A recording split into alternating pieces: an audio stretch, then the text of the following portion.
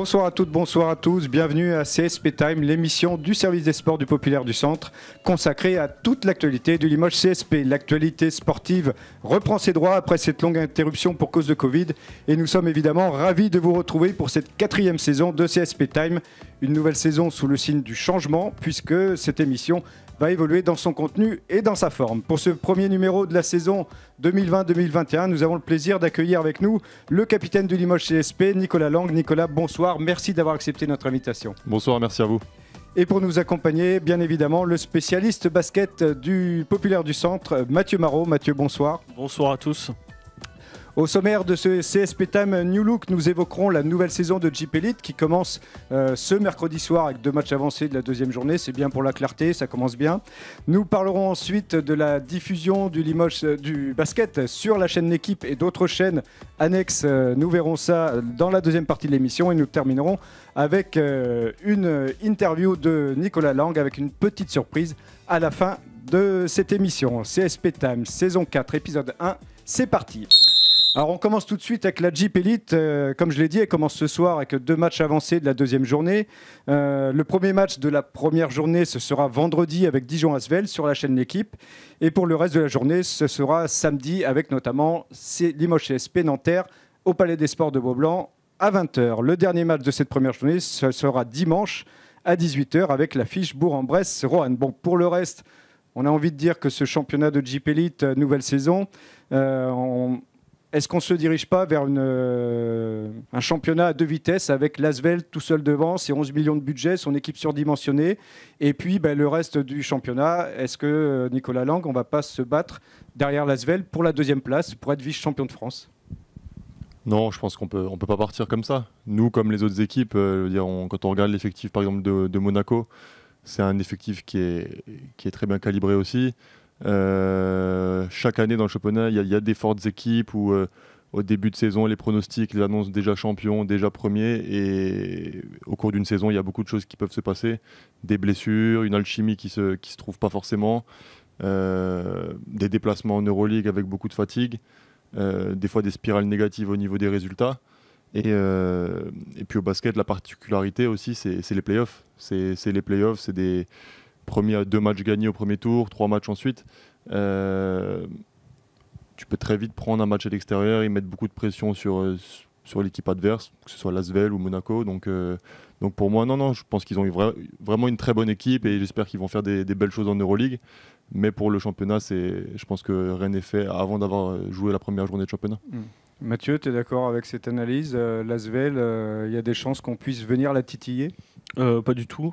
Je suis désolé Nicolas, mais non, moi l'Asvel, comme beaucoup, je la vois vraiment au-dessus cette saison.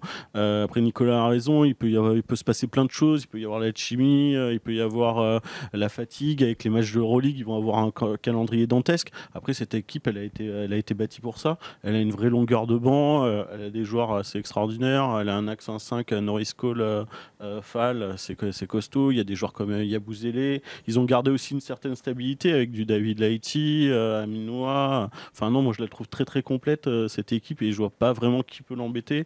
Monaco, ça me paraît peut-être un petit peu moins fort que certaines années. Après, je connais pas tous les joueurs vraiment, mais ouais, non, je vois l'Asvel clairement au-dessus. C'est peut-être la plus belle équipe qu'on ait vue dans le championnat de France depuis plus de 10 ans, je pense.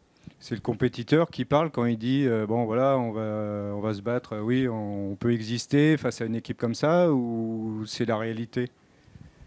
Non, pour moi c'est la réalité et le compétiteur qui parle. Je veux dire, si je vous dis maintenant, il ne va pas dire le contraire. Non, mais je veux dire, bon, après, en plus, il y a budgétairement, c'est il y a la moitié de l'équipe avec qui j'ai joué pendant 3 ans. Je les ai vus tous les jours à l'entraînement et je vous confirme, ils ont 2 jambes, 2 bras. C'est des joueurs de basket. Avec leur... là. Non, franchement, je suis pas du tout là-dedans. Mais oui, c'est une très bonne équipe de basket. Mais non, je ne vois pas de... Il n'y a pas LeBron James, il n'y a pas Stephen Curry. Je veux dire, il y a eu des équipes par le passé où avant même le début de saison, c'était fait en fait. Tout le monde disait cette année ils sont champions et en fait on est les spécialistes en France pour... c'est bon, cette année c'est fait, ils sont champions, ils vont se qualifier pour le top 16 et au final il y a beaucoup de choses qui peuvent se passer et je pense que voilà, les connaissant bien, eux les premiers savent que c'est loin d'être fait et s'ils se persuadent du contraire, c'est là où ils peuvent leur arriver des déconvenus. La grande inconnue, c'est aussi TJ Parker. On va voir ce qu'il va donner, le frère de Tony Parker sur le banc. C'est vrai qu'il a à sa disposition pour sa première véritable année d'entraîneur en chef. Il a quand même beaucoup de matos et on connaît très peu. On le connaît très peu. Alors moi, j'ai pas envie de lui tirer dessus. Beaucoup le font déjà en disant que c'est pas normal qu'il se retrouve à cette place-là. Personnellement, j'en sais rien, mais en tout cas, il aura un peu de pression et il aura beaucoup de boulot et beaucoup de choses vont dépendre de lui aussi. Ouais, il y a le petit tout qui est juste à côté de lui quand même. Oui, le petit tout, jusqu'à preuve du contraire, il n'a pas non plus remporté 5 championnats. Il a fait un peu plus ses preuves quand même ouais. en tant que head coach. Ouais, enfin sur la fin, le Valois, ça s'est pas non plus super bien passé. Donc à voir, le staff technique, il est très fourni, le staff technique de l'Asvel. J'ai pas envie de lui tirer dessus, juste il est assez inexpérimenté par rapport à l'équipe qu'ils ont aujourd'hui. Bon. Donc c'est un peu pour moi l'inconnu de cette équipe. Bon, ben, l'inconnu, c'est TJ Parker, à défaut que ce soit l'Asvel pour le titre de champion. Donc on verra bien. On verra bien ça dans plusieurs mois, au mois de mai l'année prochaine, ou peut-être au mois de juin, si les playoffs se prolongent. Ça va être peut-être jusqu'au mois de juin. Après, il y a d'autres belles équipes dont on n'a pas parlé. C'est vrai qu'il y a le Valois qui a une belle équipe. Dijon sera toujours là. Monaco, ça a l'air solide. Donc, il y a plusieurs belles équipes. Bourg-en-Bresse fait une. Non, et puis chaque année, il y a un peu une équipe surprise. Ouais. L'an dernier, si on nous avait dit qu'il allait avoir qu'un seul trophée à la Leaders Cup et que c'était Dijon qui allait le gagner, il n'y a peut-être pas beaucoup d'équipes qui auraient parié là-dessus avec les effectifs de Monaco l'an dernier ou l'Asvel. Donc non, c'est pour ça qu'il y a beaucoup de choses qui peuvent arriver, et notamment avec les playoffs. Bon, eh bien, on verra ça. Merci messieurs, on poursuit cette émission avec un débat sur la retransmission du basket sur la télévision. Alors c'est un dossier qui a un petit peu traîné puisque RMC ils étaient arrivés en fin de contrat avec RMC Sport et le nouveau contrat a mis un peu de temps à arriver. On a même douté à un moment qu'il puisse y avoir quelque chose et finalement, donc le basket français sera diffusé sur la chaîne L'équipe. Alors Mathieu, explique-nous un peu comment ça va se passer ça, parce que y a la chaîne L'équipe, il y a autre chose aussi. Oui, il y a la chaîne L'équipe qui va diffuser l'affiche de la journée le lundi soir à 21h pour l'instant. Ce qui arrange bien la presse quotidienne régionale. Pas du tout, quoi. Qui c'est vrai, couvre quand même 90% de la médiatisation du basket. Je pense que c'est la presse quotidienne régionale qui l'assure. Mais donc pour les délais de bouclage, par contre, ça va être très compliqué les lundis soirs. Donc j'espère que ça va changer et que la chaîne L'équipe pourra avancer au moins d'un petit quart d'heure ses diffusions. D'autant plus que, comme tu l'as dit, tu l'as pas abordé encore, il n'y a pas de contrat, il n'y a pas d'argent en jeu entre la LNB et la chaîne L'équipe. Le but du jeu, pour l'instant, c'est juste du basket en clair, ce qui est une très bonne chose. Hein. Ça fait longtemps que ça n'est pas arrivé et je pense que c'est une excellente chose pour le basket. D'autant plus qu'il y aura Sport en France, la chaîne Sport en France, qui diffusera également un match les samedis soirs à 20h, et la Ligue qui s'est engagée à diffuser tous les matchs de Jeep Elite et de Pro B en direct, commentés via une offre OTT qui produiront leur propre match de basket. Donc là, pour le coup, on pourra voir beaucoup de basket français et là-dessus, c'est une bonne chose. Une offre OTT, tu précises Une offre OTT, c'est un peu compliqué à expliquer comme ça, mais en gros, c'est une offre qui passe hors les diffuseurs habituels. Le basket va être produit par la LNB et diffusé par ses propres moyens. Nicolas, le basket en clair, c'est super parce que je pense que depuis que le basket avait quitté le service public, on ne l'avait pas revu en clair depuis. Maintenant, il n'y a pas d'argent pour le basket. Les dirigeants n'ont pas réussi à vendre leur sport. Qu'est-ce que tu en penses ? S'ils n'ont pas réussi à vendre leur sport, c'est qu'il y a une raison. Donc, c'est que ça ne marchait pas forcément. Donc autant changer de direction. Et oui, le basket en clair, moi je suis tout à fait pour.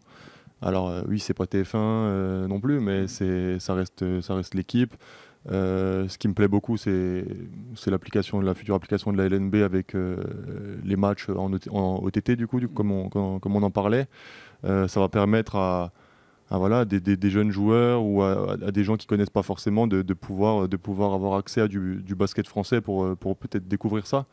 Ce qui n'était pas le cas avant. Quand tu veux découvrir quelque chose, tu n'as pas forcément envie de payer un abonnement pour voir ce que c'est, comme c'était le cas avec RMC. Donc oui, maintenant, comme vous dites, la somme que RMC donnait et qui maintenant n'est plus là, c'est un bémol, mais je pense que c'est clair et net que la Ligue n'allait pas recevoir 10 millions et en plus passer sur une chaîne publique. Donc à choisir, je pense que c'est plutôt bien.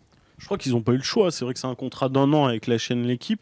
Ils n'étaient pas en position de force, clairement, les dirigeants de la LNB. Et aujourd'hui, moi, je trouve qu'ils s'en sortent bien parce que ça va être une vraie chance pour le basket français, comme le disait Nicolas, de toucher le plus grand nombre. Et après, peut-être qu'une fois, si ça marche, s'ils arrivent à faire leurs preuves, peut-être que dans ce cas-là, on pourra négocier des droits de télé à la hausse. Mais aujourd'hui, c'était impossible d'avoir 10 millions et de passer, comme dit Nicolas, en clair. Est-ce que le basket va être vendeur et va attirer des gens quand on va leur proposer un Roanne-Dijon un dimanche à 18h? Bah pourquoi pas, je sais pas. À Roanne, il y a sûrement des gens qui... Ouais. ou des gens qui de Dijon qui vont peut-être pas forcément se déplacer à Roanne. Donc non, je pense que faut pas juger trop vite. On verra ce que ça va donner. Déjà, j'espère qu'aussi que cette application, les qualités d'image seront bien, parce qu'avant c'était Keymotion et que c'était c'est vraiment pas du tout vendeur. S'ils font ça, j'espère qu'ils ont assuré leurs arrières en faisant ça vraiment bien. Donc voilà, on va pas juger trop vite et j'espère que ça va être positif. Ça peut être un élan, tu penses vraiment, Mathieu, là, la chaîne dont tu parlais, Sport en France, hein, c'est ça, la chaîne du CNOSF, pour les sports qui souffrent d'exposition et les petits sports mal médiatisés. Ça fait mal aux dents quand même. Ça fait mal de voir ça, c'est sûr, mais bon, peut-être qu'il faut en passer par là. Aujourd'hui, on a ce qu'on mérite. Si le basket français il se retrouve dans cette situation, c'est qu'il a pêché avant. Donc voilà, à lui de refaire ses preuves, à lui d'essayer de convaincre, à lui d'ajouter un peu de dynamisme. On voit que la com de la LNB, elle est ce qu'elle est, mais elle est en train de changer. L'offre OTT, c'est un pas. On est en 2020, ils se mettent au goût du jour. Comme l'a dit Nico, encore une fois, il faudra voir il faut que le produit soit beau aussi. Il faut, si les images sont dégueulasses, si c'est saccadé, s'il y a qu'un angle de vue, si les commentaires sont pas terribles, voilà, il faut l'habiller le produit, il faut lui donner une chance et peut-être qu'après tu pourras prétendre à autre chose. Mais aujourd'hui, si t'en es là, t'as ce que tu mérites. Bon, on souhaite bonne chance au basket et à la chaîne L'équipe. Nous, on sait qu'on le regardera. Hein, bah oui, mais nous on aime le basket, on n'est pas objectif. Il y aura déjà beaucoup de Limougeaux quand Limoges sera à l'extérieur, ça c'est sûr. Est-ce que ça sera suffisant pour faire sortir le basket de son ornière médiatique? C'est ce que nous verrons. Merci messieurs, on continue avec la dernière partie déjà de cette émission et on va parler avec Nicolas Lang de cette nouvelle saison. Alors pour vous, après cette longue interruption, est-ce que vous arrivez frais et dispo avec une fin énorme là pour cette nouvelle saison? Dans quel état d'esprit vous êtes personnellement? Frais et dispo, et oui, personnellement j'ai faim, mais toute l'équipe je pense a également faim. Ça fait près de 6 mois qu'on n'a pas fait un match officiel.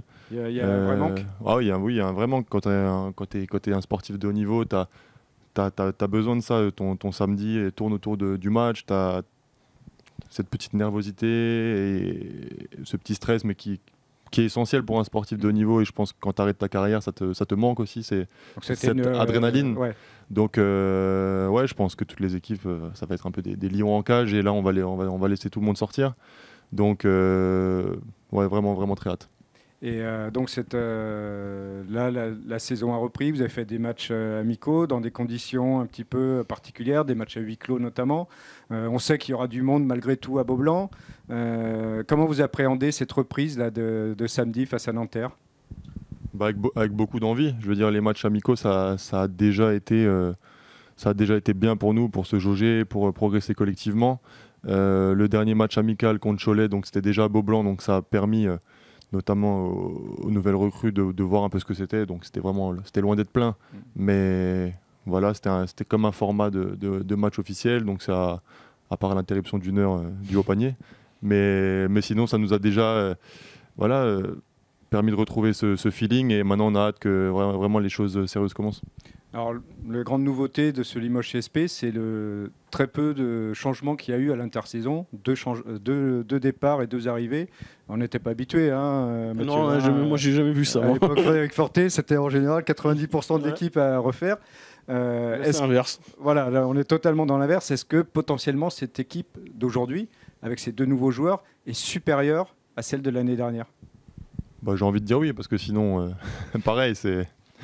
moi, je pense que oui, parce que les 2 recrues qu'on a pris correspondent vraiment déjà bien au collectif, en plus d'être des bons joueurs. Donc, oui, je pense que c'est vraiment les 2 individus qui viennent se greffer sur le collectif. et qui vont apporter toute leur qualité, mais sans briser le collectif et l'alchimie qu'on avait réussi à créer sur les 2-3 derniers mois de compétition. Ouais. Potentiellement, tu vois cette équipe évoluer dans quelles eaux top 4, ventre mou, maintien peut-être pas, mais bon, on ne sait jamais. Bon, c'est compliqué à dire, hein. C'est vrai que s'appuyer juste sur les matchs amicaux, c'est pas une référence. Non, mais puis comme je disais avant le début de saison, on ne peut jamais vraiment savoir, il y a beaucoup de choses qui peuvent se passer. Honnêtement, si on est au complet, si les choses se déroulent comme je le pense, je pense qu'on peut viser les playoffs largement et voir plus haut. Mathieu, une question ? Non, pas de question. Moi, je suis d'accord avec Nicolas. Cette équipe, elle me plaît bien et je pense qu'elle est plus forte que sa devancière. Tout simplement parce que Phil Scrubb, c'est une valeur ajoutée par rapport à Wissenford. Rien que sur la saison, c'est pas pour tirer sur Wissenford, mais sur la saison qu'il a faite l'année dernière, c'était pas terrible. Il a été handicapé par les blessures, on l'a dit plusieurs fois. Et Philip Scrubb, ça a l'air d'être un très beau joueur, capable de scorer, capable de passer. Donc là, j'y vois une vraie valeur ajoutée. Je pense qu'un joueur comme Ludovic Beyhurst, il peut prendre encore plus confiance. Il a une vraie marge de progression encore. C'est intéressant ce qu'il a fait sur quelques mois la saison dernière, mais il peut passer un cap avec Mehdi Mari. Grisme Pommier, je suis pas sûr que le CSP ait perdu au change en laissant partir Brian Conklin et Grisme Pommier. Alors peut-être on va voir les débuts, mais au-delà de ce que peuvent faire les deux joueurs, je pense que les rôles cette année ils sont bien identifiés. Grisme Pommier, il sait qu'il vient pour jouer en rotation de Jerry Boutsier, une dizaine de minutes. Voilà, il connaît son rôle. Il n'y aura pas de problème d'ego par rapport à ça. Et on le sait, dans une équipe de basket, le plus important souvent c'est la hiérarchie des rôles. Et là, elle est bien établie au CSP. Chacun connaît son registre, chacun connaît son rôle. Et donc je pense que ça peut donner de belles choses. En plus, ils se connaissent, donc tu peux gratter du temps, être à peu près un peu avant les autres. Donc je pense que c'est important. Et puis voilà, avec cette période pleine d'incertitudes, cette saison avec éventuellement des matchs remis, de plein de choses, je pense que c'est important que le groupe se connaisse, s'apprécie aussi. Les mecs ont l'air de s'apprécier entre eux. Donc tout ça me laisse plutôt optimiste et je vois une belle saison pour le CSP si bien sûr tout se passe bien. Bon. Eh ben, on va espérer que tout se passe bien. On attaque la dernière partie de cette émission, Nicolas, avec des questions. Il faudra répondre par oui ou non, vrai ou faux. Voilà. Okay. Allez, on commence déjà. Tu as battu Pau Orthez sur un shoot au buzzer, vrai ou faux? Vrai. Explique. C'était en cadet en finale du championnat de France. 2 lancers francs, ils loupent, prennent le rebond off, ils reloupent alors qu'ils avaient, je sais pas pourquoi ils ont re-shooté alors qu'ils étaient à +1. Ils sont pas loin. Et du coup, remise en jeu, enfin même pas remise en jeu, rebond et on me sort la balle et je suis à l'autre bout de terrain et shoot avec Maria et ça rentre quoi, pour la victoire. T'étais fait pour jouer au Limoges CSP. Tu regrettes de n'avoir jamais été sélectionné en équipe de France, oui ou non? Regret, c'est pas le mot, t'as envie. Après regret, je veux dire, il y a quand même des très forts joueurs à mon poste aussi, donc je dirais pas que c'est un regret non plus. Je suis pas passé du 13e homme à 2 doigts de faire les JO et t'es coupé le dernier non plus, donc non, je dirais pas que non plus. C'est pas non plus un regret quoi. C'est pas fini, tu te bonifies. Ouais, c'est jamais fini, mais on verra. Lâche rien. Qui vivra verra, la phrase de philosophe. Alors, on a vu une photo sur les réseaux sociaux sur laquelle tu portes un bandeau. Est-ce que tu avais perdu un pari, vrai ou faux? Non, c'était le bandeau de Hugo. Et je voulais voir si j'arrivais à être aussi moche. C'est réussi. Et au final, c'est le bandeau qui rend moche. Quoi. Voilà. En plus, qu'on n'a pas de cheveux à tenir, c'est pas terrible non plus. Hein. Justement, avec tes potes alsaciens, Invernizzi et Beyers, est-ce que vous faites des soirées choucroute et flamencuche? Vrai ou faux? Riesling. C'est pas pareil. Donc soirée vraie. Choucroute flamencuche, on n'a pas encore vraiment réussi à trouver ici. Ouais. Si on peut ouvrir un restaurant de flamencuche, ça arrangerait bien quand même. Depuis que tu as passé 8 saisons à Chalon-sur-Saône, est-ce que tu préfères le vin à la bière, oui ou non? Oui, mais je buvais pas de vin à Chalon-sur-Saône, ce qui est un peu bête. C'est une région pour y en boire. Donc voilà, non, mais c'est vrai que je m'y suis mis que après, mais c'est vrai que c'est vraiment bête. On reste sur tes potes. Hugo Invernizzi est meilleur shooter à 3 points que toi, oui ou non? Dans ses rêves, oui. Sinon, non. Tu préfères jouer avec le maillot vert à Limoges parce que ça te rappelle l'Asvel, vrai ou faux? Maillot jaune de Limoges, alors, c'est ça? Ouais. Non. Il y a un maillot vert quand vous jouez à l'extérieur? Non. Bon. Faux. Mehdi Mari, le meilleur coach que tu as connu, vrai ou faux? On verra quand on aura réussi à gagner un titre ensemble. Bon. Mehdi, si tu nous entends, faut gagner le titre. Léo Westerman a des goûts vestimentaires douteux, vrai ou faux? Faux. Ça dépend. Selon Mathieu Marot, il a pas l'air d'accord. En plus, c'est les chaussures à clous qui ont fait ça. Ouais, ça m'a marqué. La question, c'est lui. Hein, c'est dans l'air du temps. C'est dans l'air du temps. L'Auvergne et Beugnot passent leurs vacances ensemble. Vrai ou faux? Je pense pas. Faux. Philippe Scrub est meilleur Philippe Scrub est meilleur basketteur que Malcolm Delaney. Vrai ou faux? Dur ça. J'aime beaucoup Philippe, mais pour l'instant le palmarès, non, je dirais. J'espère un jour. Bon. Vincent Collet rêve de coacher Limoges. Vrai ou faux? Je suis pas sûr non plus, donc je dirais faux. Faux. Ali Traoré n'est pas si difficile à gérer pour un coach. Vrai ou faux? Pour un coéquipier, non. Ça va. Pour un coach. Pour un coach, je sais pas, il faut leur demander. Bon. Il faut être alsacien pour supporter Ivernizzi au quotidien, oui ou non? Non, il faut juste être un peu fou.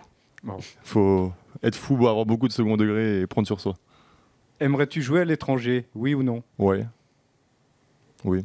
Une destination particulière? Non. Franchement. Même la Pologne? Vladivostok, il prend. Non. Chine, Corée, il n'y a pas de souci. Merci messieurs, ce CSP Time est terminé. Rendez-vous dans 15 jours pour le deuxième numéro. Et rendez-vous dans une semaine pour Beaublanc Basket Club, qui reprend lui aussi ses droits, le podcast du service des sports du Populaire du Centre. Merci, bonsoir. Bonsoir. Bonsoir.